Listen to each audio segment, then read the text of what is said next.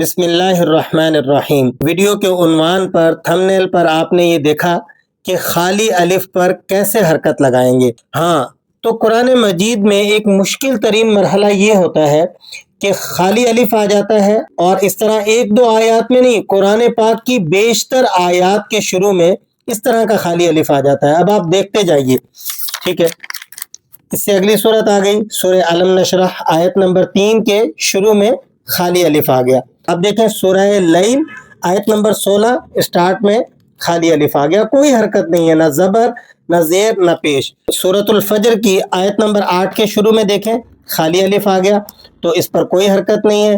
اب اس پر کیا حرکت لگانی ہے، جب تک آپ کو اس بات کا علم نہیں ہوگا آپ ہمیشہ غلطی کرتے رہیں گے۔ اب ایسا تو نہیں ہو سکتا نا کہ آپ اپنی مرضی سے اس پر حرکت لگا کے اس کو پڑھ لیں، دل چاہا زبر لگا لی، دل چاہا زیر یا پھر پیش، ایسا نہیں ہوگا۔ یہ قرآن کریم ہے، تو اگر تو آپ کسی رینڈملی کا حساب سے پڑھ کر آئے ہیں، آپ کو قواعد کا علم نہیں ہے، تو آج کی ویڈیو میں آپ کو ایک بہترین ٹپ ملنے والی ہے کہ کس خالی الف پر کون سی حرکت لگے گی۔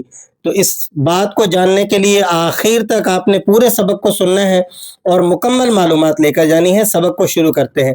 اعوذ باللہ من الشیطان الرجیم، بسم اللہ الرحمن الرحیم۔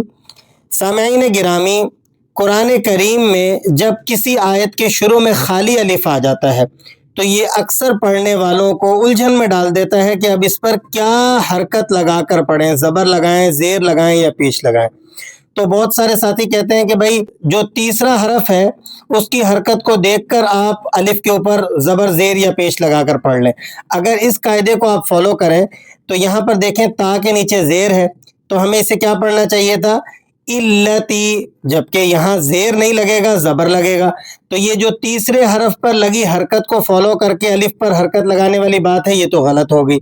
تو یہ ایسا نہیں ہے، یہ مطلقاً قاعدہ نہیں ہے، یاد رکھیں۔ اس میں وضاحت یہ ہے کہ پہلی بات آپ کو یہاں سے یہ سمجھاتے ہیں، الف کے بعد اس سے متصل دوسرا حرف لام ہو، الف کے بعد آگے آنے والا حرف لام ہو تو آپ نے ہمیشہ الف پر زبر ہی لگا کر پڑھنی ہے، جیسا کہ اس آیت مبارکہ میں ہم پڑھیں گے التی، التی، دیکھیں ہم الف پر زبر لگا کر پڑھ رہے ہیں، التی لم یخلق، التی لم یخلق۔ اسی طرح سورہ لیل کی آیت نمبر 16 کے اندر آپ ملاحظہ فرمائیں الذی کذب وتولی، الذی، ہم الف پر زبر لگا رہے ہیں، کیوں لگا رہے ہیں، اس لیے کہ الف کے بعد آگے آنے والا حرف لام ہے، جبکہ ذال کے نیچے زیر لگی ہوئی ہے۔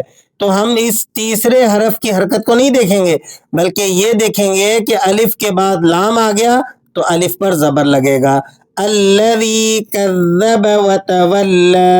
میں الجھاؤں گا نہیں، بہت سارے کریٹر جو ہے وہ اس میں الجھاتے ہیں، وقت آگے لے جانے کے لیے آپ کو پریشان کرتے ہیں، ایسی کوئی بات نہیں ہے۔ آپ یہ بات دیکھیں کہ ٹو دی پوائنٹ میں آپ کو بتا رہا ہوں، الف کے بعد لام آ گیا تو آپ نے الف پر زبر لگانا ہے، بس بات ختم۔ کوئی پریشانی والی بات نہیں ہے کہ جی پہلے تیسرے حرف کی حرکت کو دیکھنا ہے، الجھانے کے لیے، ٹائم آگے لے جانے کے لیے، ایسی کوئی بات نہیں ہے میرے پیارے۔ آپ یہ دیکھیں کہ الف کے بعد لام آ گیا، بس الف پر زبر لگا لیں۔ ایک آیت پہلے میں نے آپ کو دکھائی، ایک آیت یہ دکھا رہا ہوں سورۃ اللیل کی آیت نمبر 16 میں۔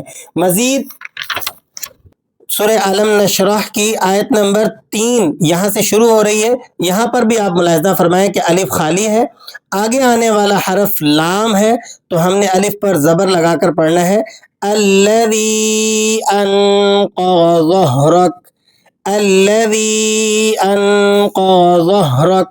تو ان تمام مثالوں سے ایک بات آپ کو پتہ چلی کہ اگر قرآن مجید میں الف خالی ہو اور اس سے اگلا حرف لام آ جائے تو آپ نے الف پر زبر لگا کر پڑھنی ہے۔